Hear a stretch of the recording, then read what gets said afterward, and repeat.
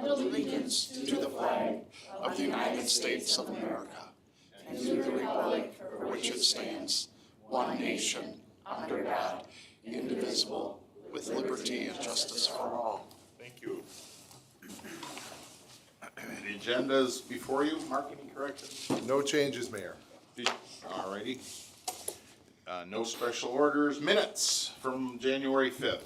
Do I hear a motion to approve the minutes of January 5th? So moved. Support. Second. And are there additions, corrections to those minutes?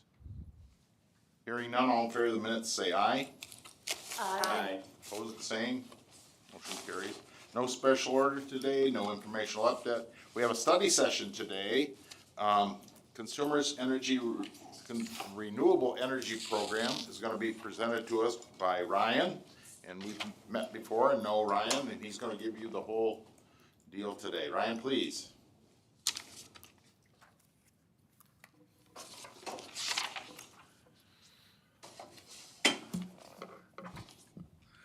Thank you for having me. So my name is Ryan Buchinger, and I am the Senior Energy Solutions Manager for Consumers Energy. My role at Consumers Energy is primarily helping municipalities, light and industrial organizations with their energy usage, monitoring their rates, talking to them about our programs, and really primarily being the liaison with Consumers Energy so that they have somebody to go to when there's issues, questions, comments, or concerns. So I work with the city of Big Rapids on a multitude of programs that we have, such as our energy waste reduction program. Anytime you're upgrading your lighting or your wastewater treatment facility, there are rebates that Consumers Energy has, and we help get those rebates to the city. Another big program that I work with the city on is our demand response program, which has saved the city thousands of dollars over the last several years.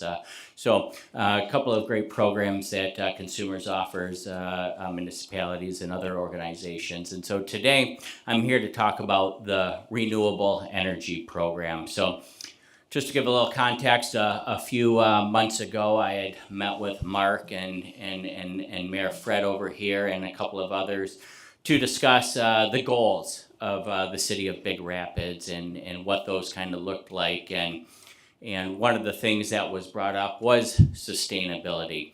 It comes to mind with a lot of different municipalities as well as other organizations. And we just wanted to have a casual conversation about what it would mean for sustainability with Consumers Energy and the city of Big Rapids. So getting into it. The Renewable Energy Program. Our program at Consumers Energy is a local program, meaning that the solar fields and the wind fields are all done here in Michigan using Michigan's resources and the Michigan workers. It's flexible in that our program can work with just one of the city's accounts, or it can work with all of the city's accounts. Our program uses the data from your energy usage. It's cost effective. Being a renewable program, there's a multitude of different ways that companies or municipalities can reduce your carbon footprint, such as installing your own solar on land that you have. That's one of the ways, or utilizing your rooftops to put solar on. That's another way. Typically, those are high in cost up front, right? With Consumers Energy's program, there is absolutely zero upfront cost or capital invested. Turnkey. It's a very simple program. It takes you signing an agreement, and the rest of the work is done by Consumers Energy. So we fully manage the solar site. We build the site on a grand utility scale. So there is nothing for the city to maintain. There is no easements that we need from the city, no studies that need to be done on your rooftops. None of the solar or wind is constructed on the city's land. Again, Consumers Energy has these solar areas. Everything is constructed there, maintained there, and ultimately at the end of the life cycle of that facility decommissioned as well. So how's it work? So our program is a subscription program. So you use the energy just like you normally do. Nothing changes there. You use your energy. You enroll into our program. As I stated, it's as simple as signing the agreement to commit to using renewable energy to power the city of Big Rapids. At that point, Consumers Energy creates the facilities. And then once those facilities are up and running, that is when your subscription program would start. So again, there's no upfront cost or capital. You begin paying the subscription program once the facility is online. Once that facility is online, the solar fields, they produce energy, and that energy is sold out into the market, and then that fetches a price, and that offsets your subscription cost for the program. And then last is sustain. We handle all of the paperwork, the carbon accounting, everything on the city's behalf, and we give that attestation to you at the end of the year. Numbers. What's the subscription cost? That's one thing that most commissioners will ask, how much is this going to cost the city for this service? So the Consumers Energy Renewable Program has a 5-year program, a 10-year program, a 15-year program, and a 20-year program. What I circled there in green is what the city is forecasted to be credited at the end of the 20-year term. For the 5, 10, and 15 years, there is a premium to participate in the program that's forecasted, and by 20 years, it is forecasted that you'll be saving $250,000 over those 20 years. And I'll break down the numbers a little bit more in this next slide. So looking at the screen, if it's big enough for you, this program, again, you can choose between 5 to 20 years for the program. Right now, we would anticipate if you were to sign into the program today, that would start in 2028 as we are still constructing and building the facility. The amount of energy that the city of Big Rapids uses on an annual basis is just over 3 million kWh per year. That's your energy usage. The subscription cost is next to that, highlighted in a tan color, so that $197,000, that would be your annual subscription cost.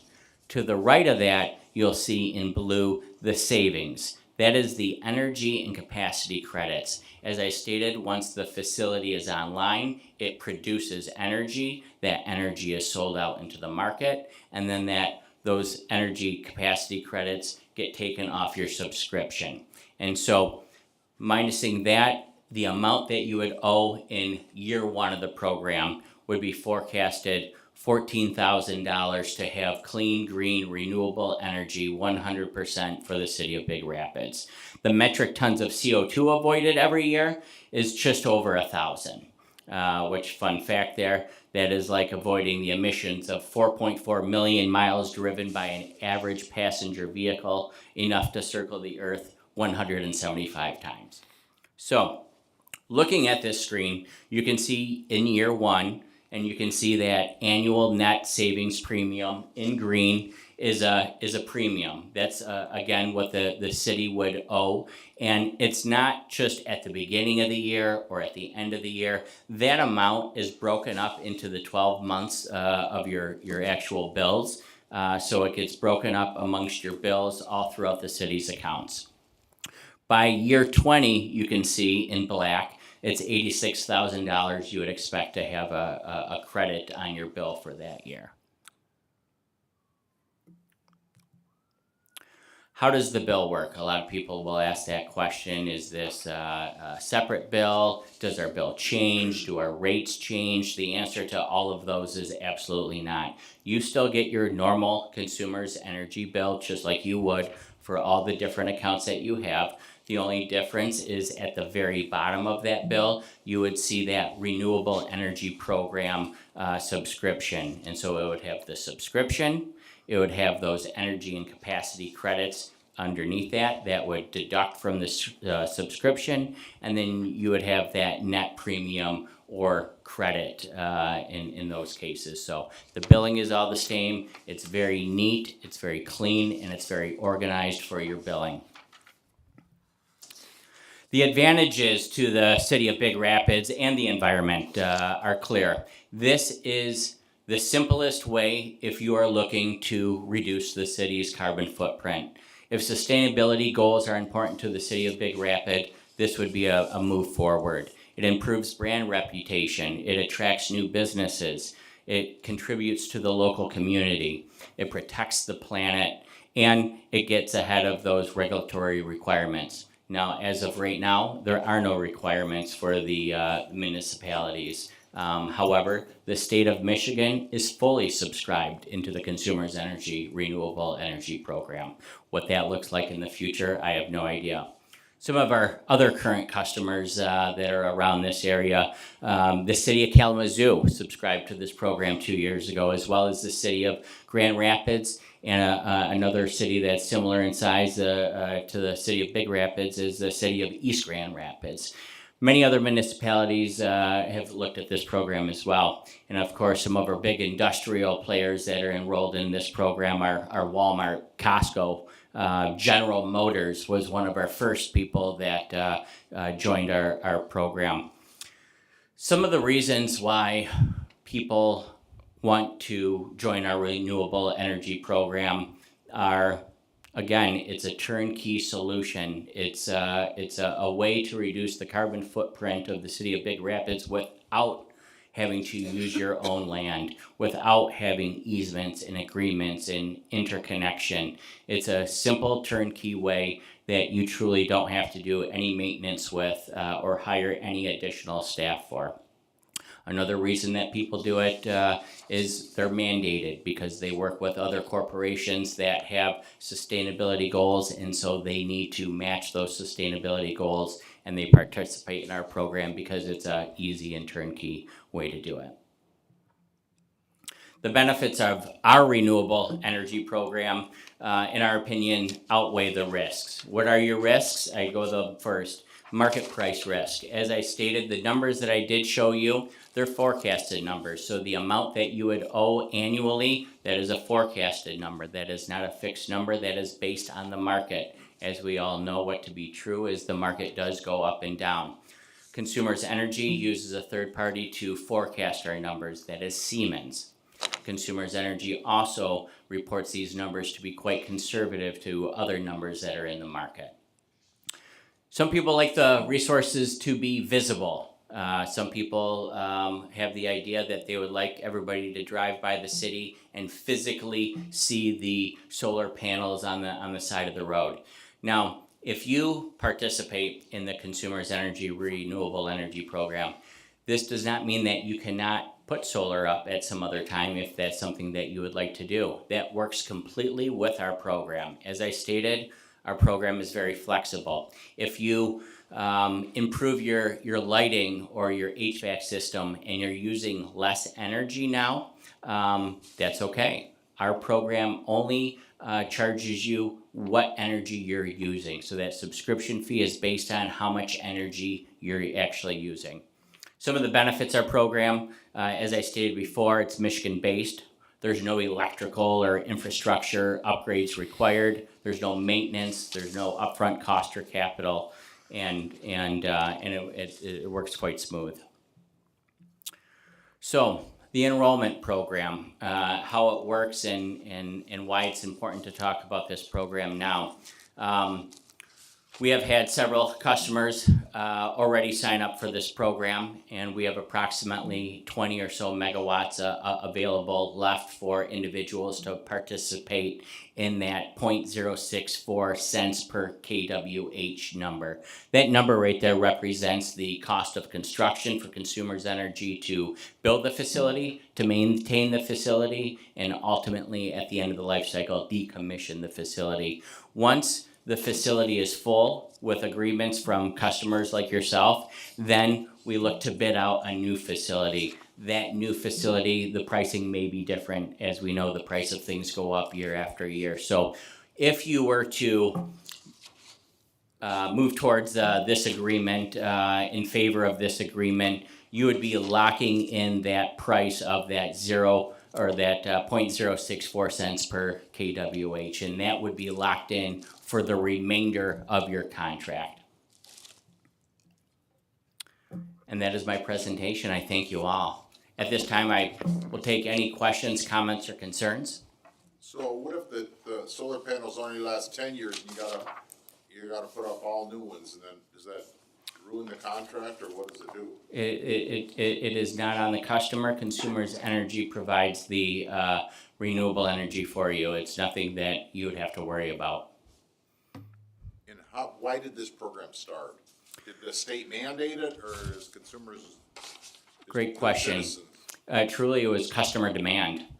We had several customers, especially in our large automotive industries, that needed renewable energy, did not have the area to build the renewable energy or the cost and upfront capital to produce the renewable energy, so they came to us and asked what we had to offer.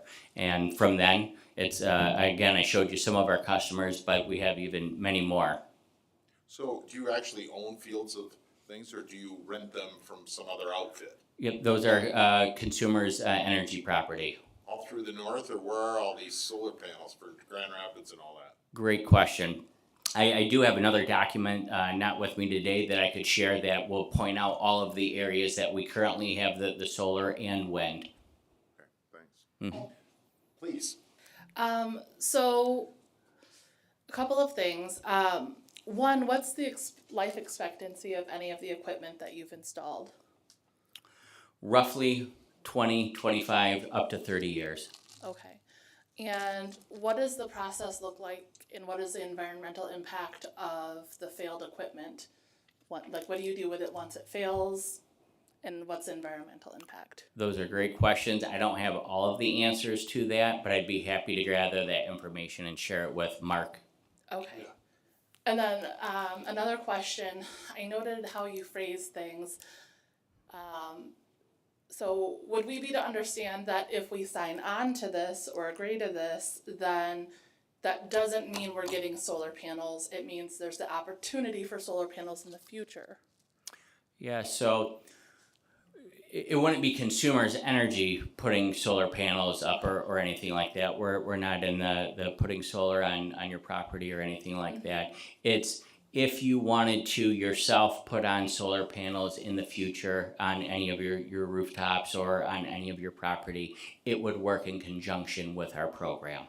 So then we would take on the ownership and expense of having the installers come out and placing it, and then you would maintain it over time? It No, was completely It's ours. independent. Okay, Yeah, so that's where it's there was a little independent. confusion for me, because a lot of it was no muss, no fuss is what you're saying, but then we do still have, yeah, the only reason I brought it up is because I've had individuals, mention, well, what if in 10 years from now it's cheaper to put up solar panels ourselves? Could that be an option? Or what if we wanted to put it up on parking garages or some of those other facilities? And the answer is you can absolutely do those things. Our program only is subscribed to the amount of energy that you're using from Consumers Energy. okay, so the impact to our infrastructure here is nothing unless we choose to change it, but it offers us a way to cost save even additionally more if we do choose to. Potentially, absolutely. Okay. Yeah, great question. Thank you. Thank you. The actual power that's coming to the city, if this subscribe's coming directly from whichever site it is powering the city, or is it just power goes to the grid and we're getting credit for that, and then this power can be found in the same place it is now? Yeah, so we don't have like an extension cord that plugs into your facility. It is a great question. Yeah, we're not running any new lines into the building. Yeah, so the power generated goes right into our system, but it is accounted for, and that attestation is provided annually for your carbon accounting purposes. Great question. Karen?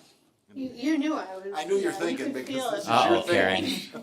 Karen. I had a couple of questions. Is this work tied to any federal grants or programs or is consumers funding it outright? Yeah, so There's some uncertainty right now in terms of government programs. I guess are you guys fully funded to do this yeah. or not? Yeah, I can't 100% answer that question. This is a consumer's energy program. How the funding works for this specific program, I don't have that answer. Okay. Is it something you could find out? It is something I could find out, absolutely. Awesome. I'll tell Mark everything. So much. And then the other two are, not really related to this, but you're here, so I figured I'd ask you. So what is our rate based on? Is it the day during the year that we consume the most energy? Yeah.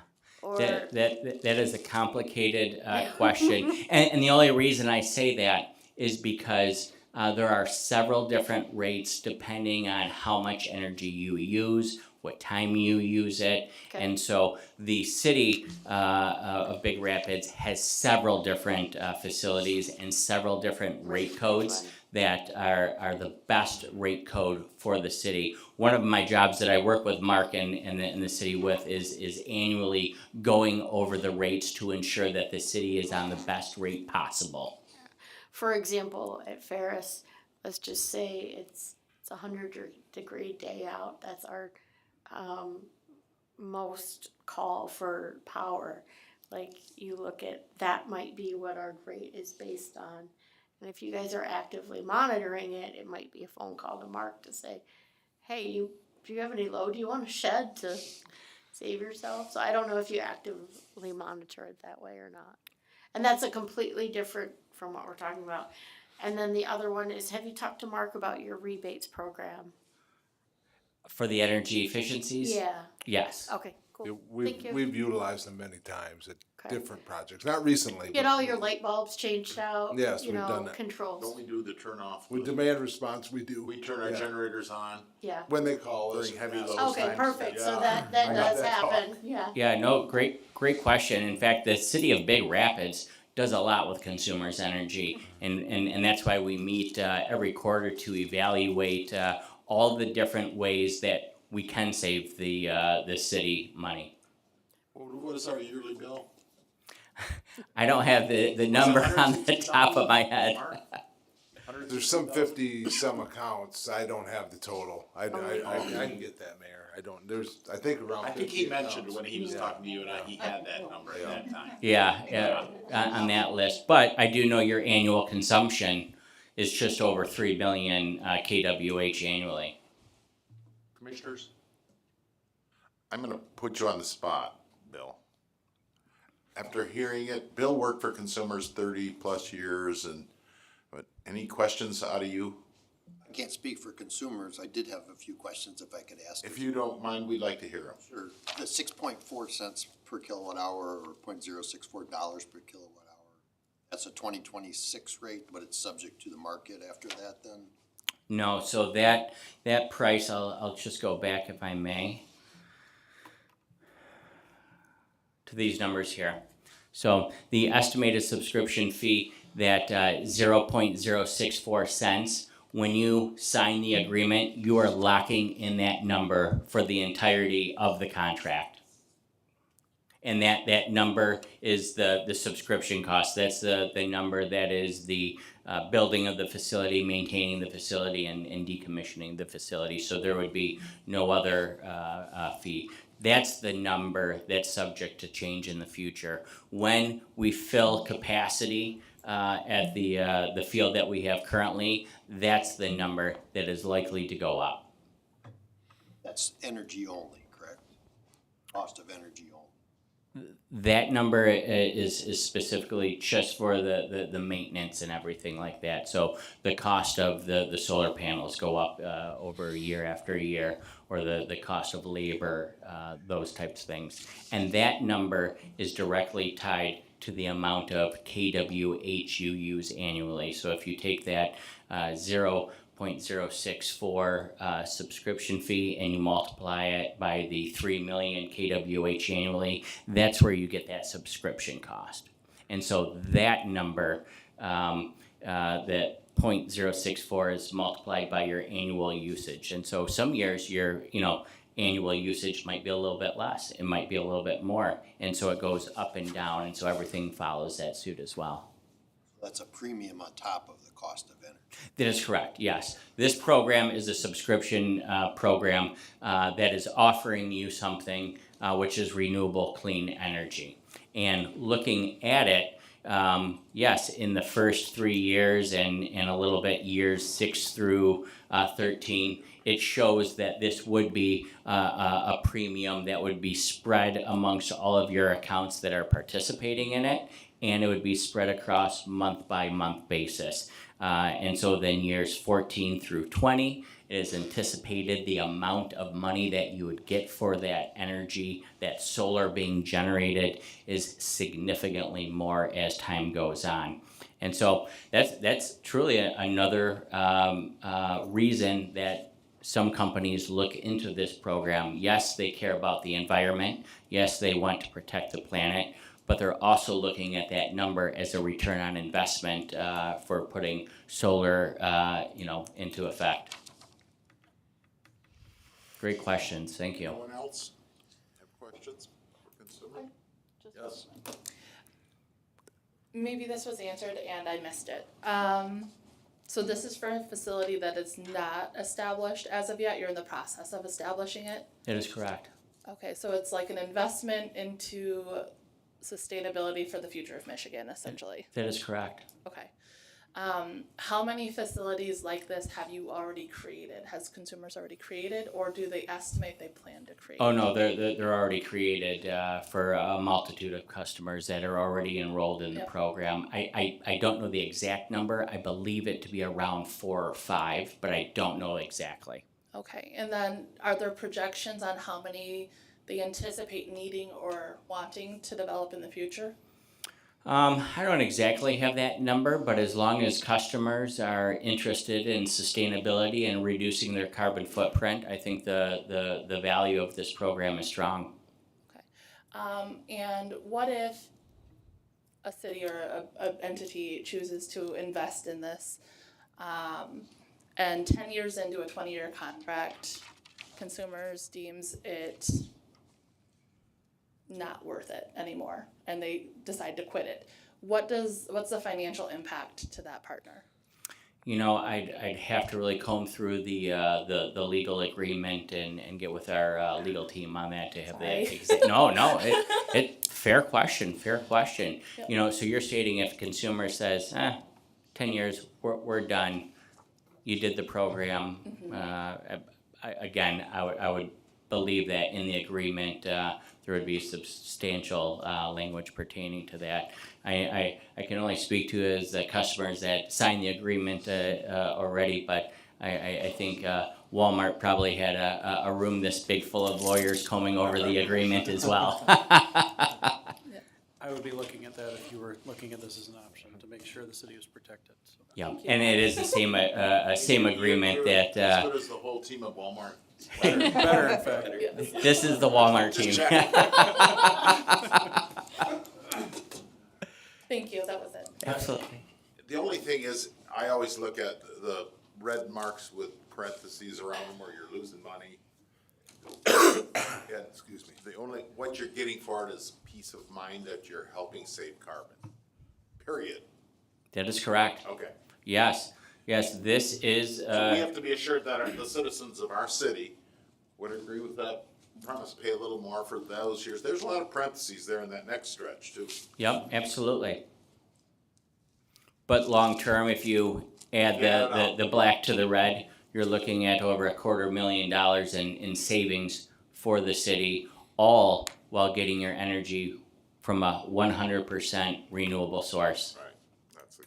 So if that is something that the city is looking to do or interested in, this truly is a turnkey option. Others, anybody from the public interested? Bill, anything else you can think of? I just wanted, do you know the escalation rate for the price of energy that was used for the calculation for that? I could get those numbers for you. Anyone else? Thank you. Absolutely. We probably there will be a ceiling. You'll eventually not be able to accept some cities because you'll be out of solar or out of renewable. Again- Not really. You're gonna keep building them.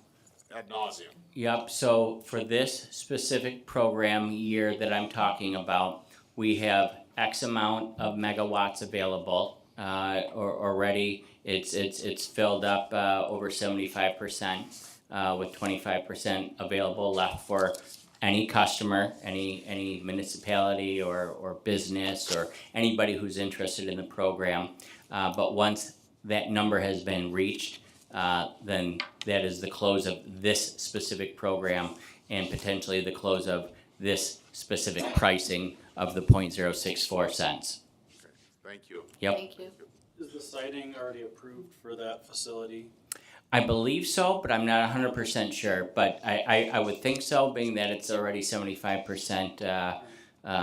Yeah, and I could get the specific site for you if that is something that's important to you.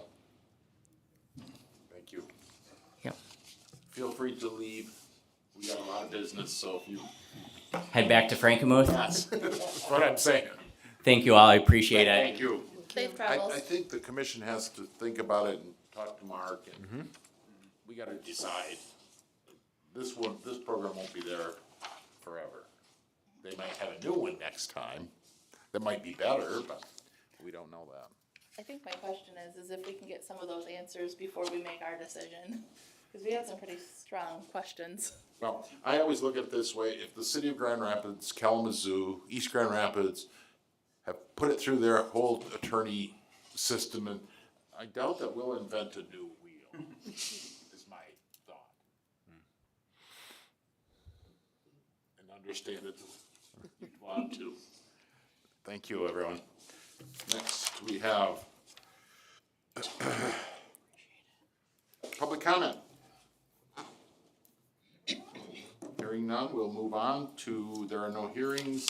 We'll go to general business. The first is a resolution accepting the Park and Rec Board's recommendation to rename the playground at Hemlock Park the Daniels Family Playground. Mark? Yes, thank you, Mayor. Just as you introduced it, is a pretty good summary in and of itself. I think many know Bob and Leslie Daniels and their relationship with our former playscape. And this is an effort to recognize them and those efforts. John Coles is with us tonight. This is really his idea, and he saw it through to the end. And so we have a check for $20,000 and a recommendation from the Park and Rec Board to name just the playground, the Daniels Family Playground at Hemlock Park. Very good. Questions, commissioners? Anyone? I just wanted to bring up, I know it had been discussed at different meetings in the past about what we name things after, but also wanting to make sure that we're honoring the people who decide to dedicate their time, effort, energy, and resources to the redevelopment of our parks. I just think it would be great to have something more substantial in place going forward in the future for that. But, you know, so that way we have Like for Hemlock Park, like a donor sign? no, I think for future projects, nothing with Hemlock Park In specifically. other words, I'm put a not- dollar not- value on namings. you Like know, guidelines, I think is what you're saying. just guidelines of, Yeah. of, you know, how we're not gonna always have the same makeup on our Parks and Rec Board. And we're not gonna have the same makeup on our commission, and just something, you know, kind of lay a guideline for future commissioners to kind of play off of, and they can always change it if they choose to, but, you know, we're in a unique position where we have this opportunity to be able to rename because of the community input and assistance in redeveloping. And Mark, so- isn't Parks and Rec working on They are, and I Working think on that I think it's stalled some, but Yeah. others and many have said that, you know, we really do need a set of guidelines or policy on you know, how you name and who you name, you know, basically some parameters to it. And I know the Park and Rec Board is working on that. It hasn't, we haven't got that far yet, I guess. Yeah, Thanks. and I saw that in the last meeting, I just thought it worth bringing up. Others? Is there a motion for the approval of the renaming of the new playground to the Daniels Family Playground? So moved. Second. There's a motion and a second. Further questions? Hearing none, vote please. James, Yes. Johnson, Yes. Rhodes, Yes. Simmons, Yes. Gunther. Yes. Thank you. John, you'll take care of talking to the Daniels family, et cetera? I'll be excited. Thank you. John, was the money a broad scope of people, or mostly hockey alums, or what was it? Broad scope, definitely community members, alums, university officials, so very broad. Good, thank you. If Thank you you for feel that. it in your purview, the pool and the surrounding area would definitely be worth looking at for one of your committees. 10 million, no problem. I'm retired, but thank you. Okay, all right. Thanks, John. Next, resolution of intent to apply for state formula operating assistance for DART. Dawn? You bring this every year, Dawn. I know. Same question. Yeah, I can start, and Dawn, Go you, ahead. she'll correct me, I know wherever I go wrong here. So, right, every year we provide an intent to apply and then follow through with an application. We're looking at 2027, which actually for the state starts in October. And, so if I looked at a total of $930,000 to run the operation, about 309 of that, or 33% from the state, about 168,000 or 18% from the federal government, and there's the fare box provides some funding, and then the city is a big contributor to dial ride operations, and that's estimated to be about 272,000 for that year. But this gets us going on acquiring those funds. That's correct. Anything else, Dawn? You Couldn't want have to said add? it better myself. Okay, there you go. Do I hear a motion for the state formula operating assistance for dial-a-ride? So moved. Second. There's a motion and a second. Further questions? Hearing none, could we vote, please? Johnson, Yes. Rhodes, Yes. Simmons, Yes. Gunther, Yes. James. Yes. Next is a resolution authorizing AT&T to do some work on our water tower with their equipment. Mark? I can handle this one. So AT&T approached the city, they've had a contract with the city to put cellular technology on the water tower since 1998. And we've amended it 3 times over that span of time to have them do different things. They came asking for another upgrade, which under the contract, they can do an upgrade with just the city manager approval. But we came to find out during the process that this was more than a simple upgrade. It was quite a substantial, in terms of scope of what they wanted to do, larger than just a normal upgrade. So we told them they had to do a 4th amendment to the lease, which they negotiated with the city. We went back and forth several times on it. The 4th amendment is in your packet there and a position paper summarizing it. But essentially what they want to do is add 3 antennas, remove 6 radios. The weight is going to be increased by like 372 pounds in terms of weight on the tower. Their upgrades are going to require some potential structural adjustments to the tower, and that's why we wanted to make sure we have an amendment in place that makes them responsible for the costs and any liability involved with that. They would have to be responsible for shutting down the tower, repainting the tower, structurally upgrading the tower. All of that would be on AT&T. And then we also negotiated an increase in rent of $600 per month in addition to what they're already paying. So that's what you have in your packet. Any questions? I'm happy to try and answer them. Or Mark, if you have anything to add. Yeah, nothing to add, Mayor. None of that is 5G, right? I don't know this. I don't know the technology or what it is. I know that it's adding some taller antennas and then removing some outdated radios. And they also want the ability. Apparently, there's some 911 emergency things that they might need to do in the future. They wanted the ability to be able to install that when the county requires it. So Mark, how many towers is AT&T on here in Big Rapids, in the city of Big Rapids? Just that one on the big tower? No, I think they're on 2. Are they? Mayor. Yeah, I think they're on 2. They're not, we don't have apparatus on the Ferris Tower. But we have significant amount from a variety of companies on both the State Street Water Tower, the one by Subway, as many know it, and then the one on Bjornson by Rosemary's. Both have a lot of towers, and I'm thinking they're on another one. Very good. Questions?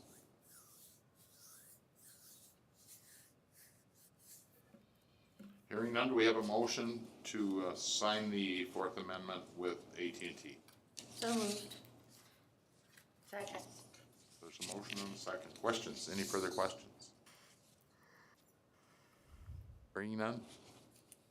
Rhodes, Yes. Simmons, Yes. Gunther, Yes. James, Yes. Johnson. Yes. Next, a meeting wouldn't be complete without a request from the fire department for money. And here it is. Here he is. Resolution authorizing the emergency repair of the fire truck we absorbed from Big Rapids Charter Township. Please. Steve Schroeder, Fire Chief. Yes, thank you, Mayor. I think I was gonna move the computer here. So yeah, in your packet here, I figured I'd run through the, just some highlights from the position paper, but yeah, you summarized it well. So the Big Rapids Township fire truck that we are leasing from them, it was their primary engine. We do use it as a, what we classify as a rescue engine, which would be extrication, fire, and medical license. So we do actively use that truck on a regular basis. It does play an important part of it. We noticed that there was a large amount of oil underneath the truck recently. Our mechanic, David Vogel, he's on staff with us as a full-time firefighter. He got a look at it, said, yep, it's leaking from the head gasket. And I do need to make a correction in my position paper. It did say I had it in there as the rear transmission seal, and that isn't the case. David actually corrected me today. Said it's actually the front engine cover. So for technicalities, just to make sure that everybody knew that. So anyways, oil coming from both sides. So I reached out to Cummins out of Grand Rapids, who we've actually used in the past. They did our ladder truck, had to have a head gasket in 2022, as a matter of fact.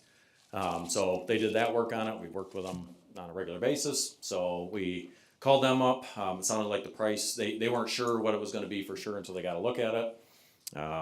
In which case we got it down there. They looked at it and they said that it was probably gonna be around the 7,500 mark. They ended up running it on their, which sounds like standard practice when they diagnose. They ran it on their machines and came up with the fact of, and I'm not a technical person in the diesel world, so talked about blow-by. Essentially, it was not within thresholds there. The engine was actually performing at only 70% of its allotted power, so it was underperforming. So they said that they would recommend at that point a overhaul of the diesel engine, and from what I understand, that involves pistons and a whole different setup, so a lot more work.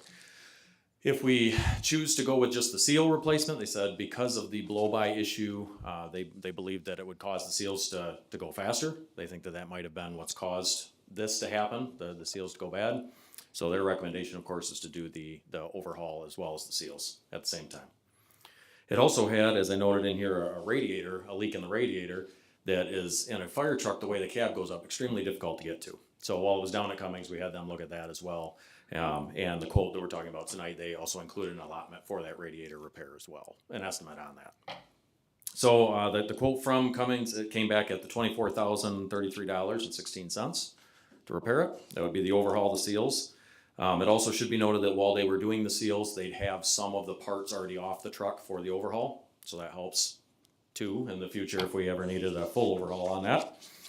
With it being so high, we ended up, because the truck has been out of service, and it actually is in Grand Rapids right now, has been since the original quote was coming through. So, but we reached out to West Michigan International Grand Rapids, who also is known to do this kind of scope of work, had them give us a verbal quote as well with the scope of work, and you see that at the $34,193.08. I asked David what his opinion of why that was. Him and I had a conversation on that, and a lot of the parts are going to come direct from Cummins. So they're coming from them anyways. So anyways, that's what I'm here for, is asking for the amount of $24,33.16 to repair the fire truck and get that back in service. So happy to answer any questions. Mayor, the other piece of information I'll add, I had a conversation with Supervisor Borkovich today on the phone. We've had some in passing as this issue has developed about the potential of the township sharing in some of the costs, because there are some reserve fire funds they have in their fire fund. And he's seemed very open and willing to take that to his board, and he was going to, or is planning on doing that at their February meeting, which Steve is presenting at anyway for something. So we didn't talk about a exact amount, but he did commit to doing that. when I talked to him today. And that's consistent with what I had talked with him too, cause I brought him into the loop on this as well, so. Yeah. Thanks, Mark. They can't use their fire fund for anything but fire. That when we merged, we get their millage, but we did not get their fire fund. That wasn't bargained in, they wanted to keep their fire fund. And that's the explanation of why we don't have it. What does it say in there about equipment? Wasn't there a clause or something in that contract about shared equipment? And I apologize, I should have. I think you're talking about what I've discovered that if the contract, I believe, if I read it right, and I think Steve and I were talking about this earlier. If it's something that happens after we leased it from Big Rapids Township, the city is responsible for maintenance, repair. But if it's something that was found beforehand, and I asked Steve that question earlier, I said, when was this problem first brought to light? Cause I was wondering, you know, cause I'm thinking, well, if it's after it's in our lease, then it's we're, you know, stuck with the bill, and so, cause that was my question, cause I asked Mark when he first brought this up, I said, was the township helping us with this? Cause I mean, you know, and so, yeah. So it sounds like they are willing to help us, Right. which is great. And it sounds like the problem with the equipment happened after we signed the contract. At least that's what I heard. One's not sure exactly when the failure began, Right. Yeah, you know, how that goes. yeah. And plus, as soon as we got it, how long after we got it did we have to redo the water pump on it? Yeah, we did do that almost right away. I think that was, Was it functioning properly? yeah, I'm not gonna speculate, but No yeah. maintenance. Yeah. Yep, yeah, we have had to do some work on this unit already. How long will it take Cummins to put it back together? Oh, I probably should know that off the top of my head, but I think it was in the quote. I think you're coming to us, like, one, to get approval for it, but two, it's an emergency repair. So we're It not is. following the bidding or purchase guidelines of getting 3 quotes, correct? That is We correct. got 2, pretty good. Yeah. Okay. All right. Why are there 3 stars next to that? Is Because it's an emergency purchase, we need 4 of the 5. all right, do I have a motion to repair the fire truck? So moved. Second. Motion and a second. Further questions? Please, Karen. Simmon, Yes. Gunther, Yes. James, Yes. Johnson, Yes. Rhodes. Yes.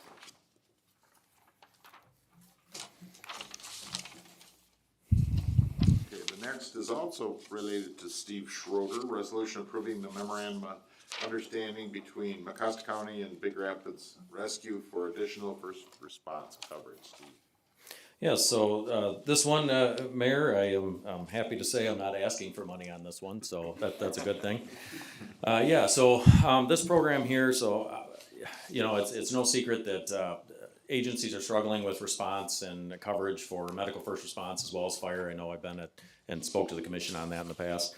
So there's some rescue agencies that were having a difficult time covering some of the area. Daytime response is particularly difficult when everybody's working full-time jobs.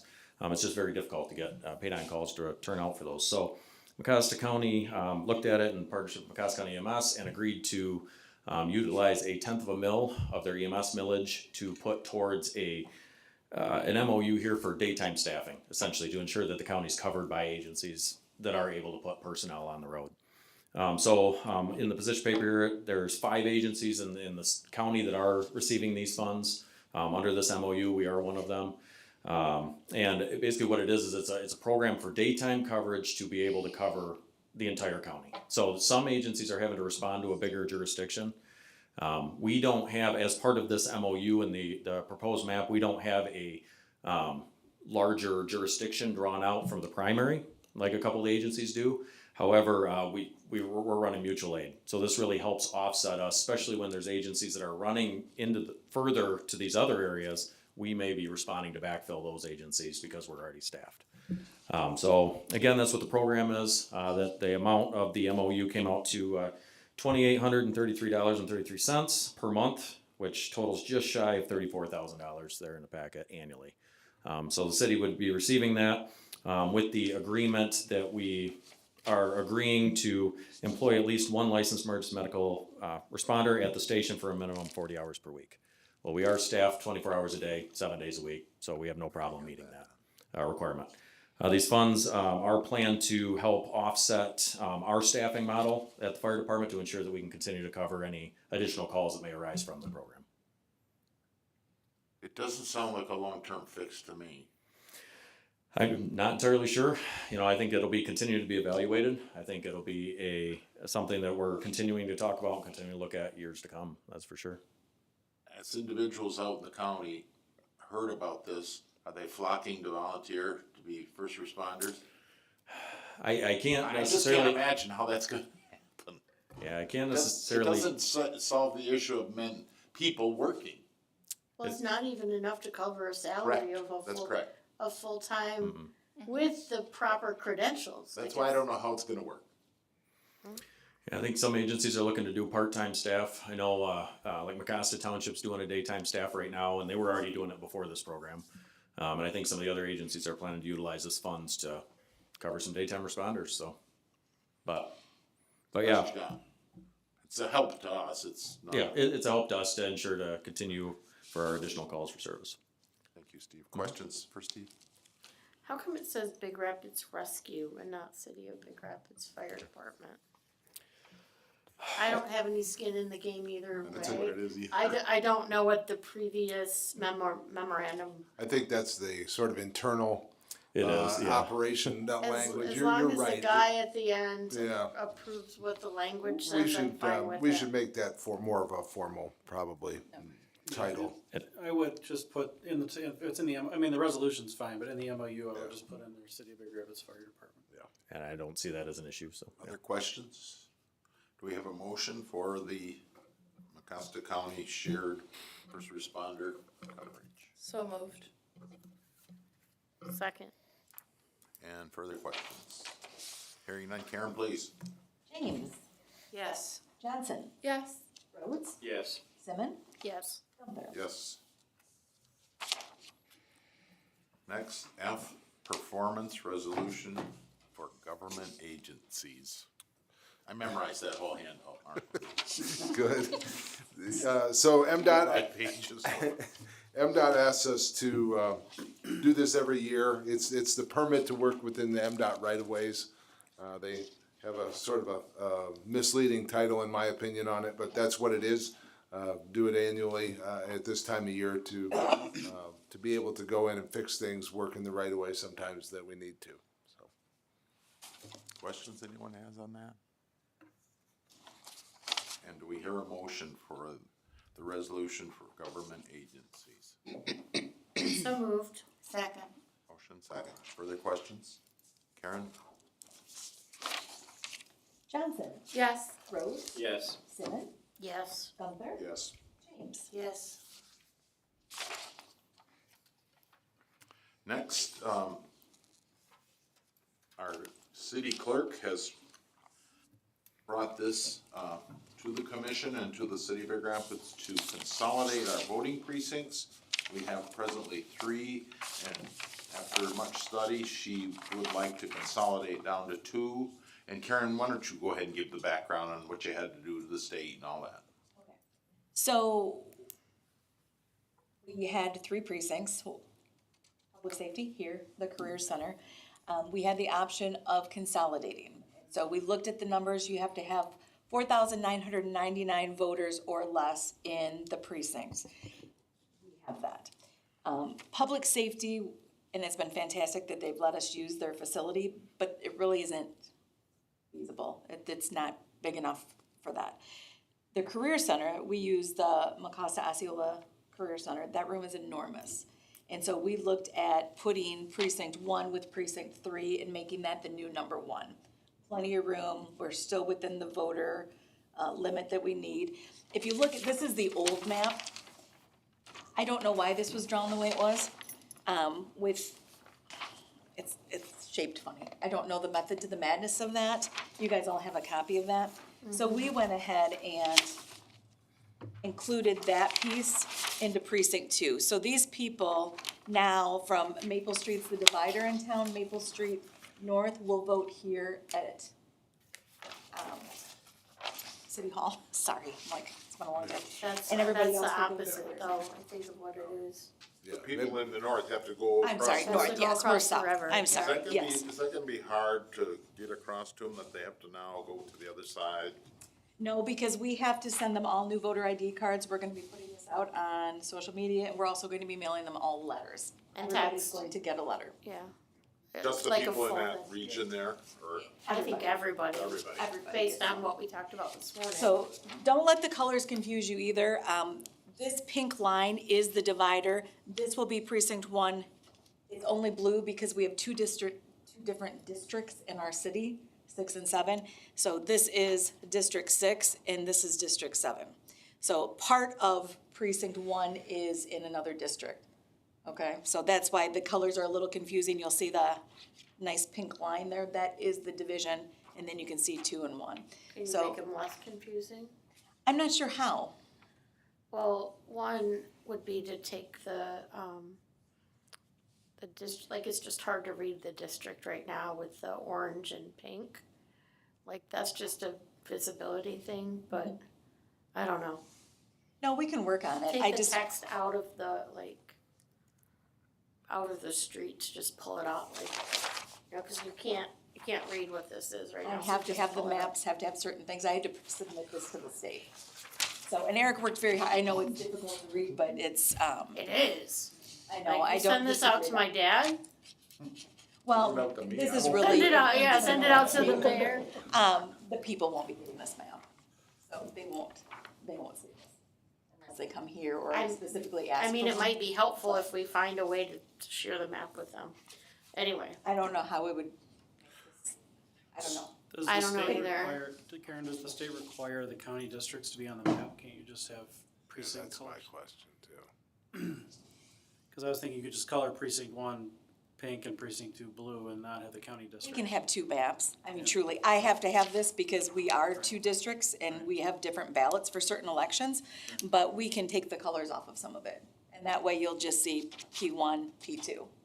yeah, something that makes it easier to, yeah, anything you can do. I just gave you a copy of what I had to submit to the state. Got it. So the election commission, which is Mr. Fowler and Mayor Gunther and myself, we had to go through and approve this, and we went over the voters. Okay. Another thing that will be nice is before too long, we'll have to be buying new voter equipment, election equipment, and that will, every 10 years, that will save us thousands of dollars in new. Cause you don't have to buy for a We don't third. have to buy Okay. all of those.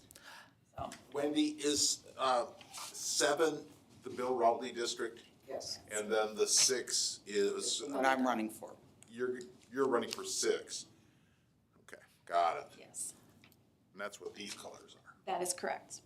And that's the pink and the orange. Well, orange and blue. It's blue. This is the old map and this is the new map. I had to submit this and we need to see this because we do have the 2 different districts, but I'll take it out to save confusion. I just, yeah. I just, Make sure I know where District 6 is. I just wanted to, You're in it, yeah. that's what I'm saying. I just wanted to say thank you. Yeah, am I in District 6 still? Thank you, Karen. I had asked for both of these because I'm a visual person. It doesn't make sense or stick if I don't see it. And I 100% understand where you're coming from, but this helps me so much more in understanding what we were talking about the other day. I can just see it now, so. Yeah. So I I'm appreciate it. excited. There's plenty of space over there and I think it's gonna be a good change for us. More room and for our voters. Stand in line. Do I hear a motion for consolidating to 2 voting precincts? So moved. Second. I have a question. Yes, please. I'm sure I know the answer, but it's not coming to mind. How come we can change the charter by ordinances in this particular section? I mean, there's nothing here that says you can do that, but I see there's been by ordinance, we've changed this section. So what allows us to do that? You're amending the ordinance, you're not amending the charter here, so it's just, you're amending the city code, which city code is just a collection of ordinances, so you're just amending the current chapter, which is chapter 30 Chapter 30. of the city code, and you're just changing it. Underneath 3, where it says precinct number 3, or C, where it says precinct number 3, is where it lists all the ordinance changes. It's not the charter. It's not the Yeah, it's charter. not the charter, So somehow way back when, there's an ordinance connected to the section. yes. Yes. and we're just changing that ordinance. Correct. Correct. Yeah, you cannot change the charter without. Well, I knew that, that's why I was a little bit confused. This is, Should the charter be updated or no? it's not in the charter. Oh. No, I already looked because that's Yeah, that's so weird. about to go to the No, governor. I believe What's you. not in the charter? This specific, Language. yeah, verbiage is not in the charter. It's not, So what makes it confusing, I think, at least for me, it's an ordinance. it's an ordinance, but it says chapter 4 of the city charter fully sets forth positions relevant to elections. Is that what you're getting at? Maybe. They talk about wards and precincts, but not this specifically. Okay. The charter doesn't designate the number of precincts and designate where they're located, that's all done by We ordinance. do that by ordinance, Right, just yeah. like some other things that we do that are Correct. somehow connected to the charter, right? Yes, yes. And that's done intentionally so that you can make these changes without having to get a vote of the people. to Right, which you change can't do every time you need to change some things, okay. And this really just changes the physical boundaries of go to this river, go to Mitchell Creek. Thank you, Brad, for helping with that. 'Cause I'm somewhat directionally challenged down, so. Further questions? Been a motion and a second on the consolidation. Any further questions? Karen? Rhodes, Yes. Simmons, Yes. Gunther, Yes. James, Yes. Johnson. Yes. Unscheduled business that anyone may have for the commission. Michelle or Mark, could you talk about the, planning input session? Sure. tonight? Yes, so there's a lot of work going on behind the scenes on our zoning ordinance and potential updates and changes that, haven't gone to the planning commission, at some point will, and then would make their way to the city commission. But our consultants and staff wanna hear from the public and anybody who's interested. And so we have an opportunity, to do that tomorrow night, 6:30 to 8:30 here. And there's a little bit of food that you can have. I know there's a number of different stations. You come in and just participate. It should be real easy to be a participant in the thing. And I don't think you have to stay forever either. What you, go to the stations you're interested in, or go to all of them if you want to stay all 2 hours. All of that is available. But I hope you tell somebody about it, or you can come yourself and let your voice be heard. And it's more of an open house format, so if you can't be there at 6:30, you can be there at 7. Yeah. That's when you go. Very good. Also, I should mention that Commissioner Sonnen and I did go to the first review of CIP, and it was helpful and educational for me, and we're gonna do another one Thursday morning Thursday at morning. 9. It's very exciting work. Yeah, we've gone through the, list for this year. Michelle and Mark are updating some things and some rankings. We gave them our feedback. There were a couple of things that we flagged that we wanna bring to the commission's attention. Off the top of my head, I don't remember what remember those are. There were some. But then we wanted to spend some time to make sure we understood what the 5-year plan was. Very good. What else, folks? Other business for the good of the group? I would just like to say that the Charter Revision Commission, they started meeting in November of 2023. And this week, we will be submitting the document to the governor for approval. Wow. Second, Attorney General gets it first, And the right? Attorney General, well, they both get it, but it's, the final approval comes from the governor's office. So they will both be getting it this week, so I'm very Put excited. it on the ballot. Well, we're hoping to get it back so we can hopefully get it on the ballot in August, if we get it in time to meet the deadlines. If not, it'll be November. But we'd really like to have both options if it doesn't pass in August. But it's a good document. They worked real hard on it. I think it's gonna be good, so. Mayor, most know, but if you don't or haven't remembered to think about the Festival of the Arts, it's coming up. I think opening is the 30th of January. And there's a lot of good stuff here. The books are out, obviously. You have one, and there's some out here. And I hope you get a book and mark up some of the things you want to do. There's just a lot of great things for the month of February. Very good. Anyone else for the good of the city? Mark's starting bargaining with the, police union today. You started, huh? Yeah, yeah. Is it done? No. Thought maybe you were all done now.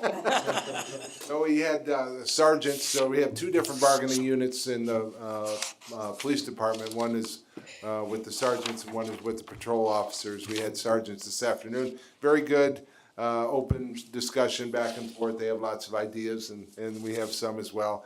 And our first session with the patrol officers is in February.